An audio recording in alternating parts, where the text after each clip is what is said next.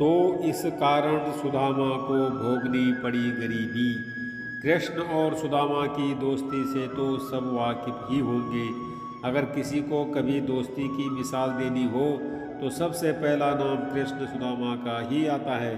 कृष्ण का जन्म एक संपन्न परिवार में हुआ था और वही सुदामा एक गरीब ब्राह्मण थे। दोनों में जमीन आसमान का फर्क हुआ करता था, लेकिन फिर भी दोनों की दोस्ती की मिसालें आज भी दी जाती हैं। शास्त्रों में कहा गया है कि सुदामा भी एक समय में बहुत अमीर हुआ करते थे, लेकिन क्या किसी को पता है कि सुदामा गरीब कैसे हुए? क्या थी इसके पीछे की वजह? तो चलिए जानते हैं इसके पीछे की एक पौराणिक कथा के बारे में। पौराणिक कथा के अनुसार एक ब्राह्मणी थी जो बहुत निर्धन थी। भिक्षा मांग कर जीवन व्यतीत करती थी। एक समय ऐसा आया कि 5 दिन तक उसे भिक्षा नहीं मिली। वह प्रतिदिन पानी पीकर भगवान का नाम लेकर सो जाती थी। 6वें दिन उसे भिक्षा में 2 मुट्ठी चना मिले। कुटिया पर पहुँचते पहुँचते रात हो गई। ब्राह्मणी ने सोचा, अब ये चने रात में नहीं खाऊंगी, सुबह भगवान को भोग लगाकर फिर खाऊंगी।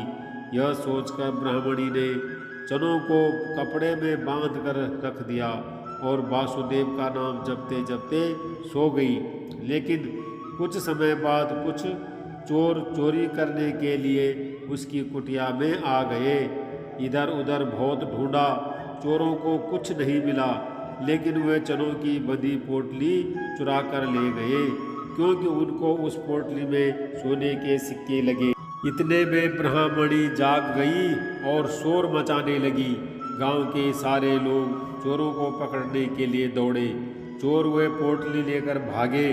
पकड़े जाने के डर से सारे चोर संदीपन मुनि के आश्रम में छिप गए, जहां भगवान श्री कृष्ण और सुदामा शिक्षा ग्रहण कर रहे थे। कुछ समय बाद चोर उस आश्रम से भाग गए, लेकिन वे चनों की पोटली वहीं पर भूल गए। इधर भूख से व्याकुल ब्राह्मणी ने श्राप दे दिया कि मुझ दीनहीन बेसहारा के जो भी चने खाएगा वह दरिद्र हो जाएगा। प्रातःकाल गुरु माता आश्रम में झाड़ू लगाने लगी और उसे वही चने की पोटली मिली। गुरु माता ने पोटली खोल के देखी तो उसमें चने थे।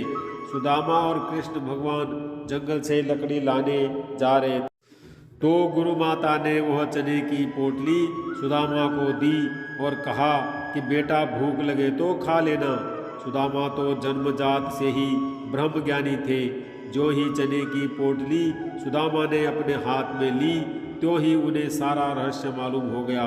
सुदामा जी ने सोचा, गुरु माता ने कहा है कि यह चने दोनों लोग बराबर बांट के खाना, लेकिन ये चने अगर मैंने श्री कृष्ण को खिला दिए तो सारी सृष्टि दरिद्र हो जाएगी। मैं ऐसा नहीं करूँगा। मेरे जीवित रहते मेरे प्रभु दरिद्र हो जाएं, ऐसा कदापि नहीं होगा। तो इसी बात के डर से सुदामा ने सारे चने खुद खा लिए। दरिद्रता का श्राप सुदामा जी ने स्वयं ले लिया, लेकिन अपने मित्र श्री कृष्ण को एक भी दाना चने का नहीं दिया। ऐसे निभाई सुदामा ने अपनी दोस्ती और खुद बन गए गरीब।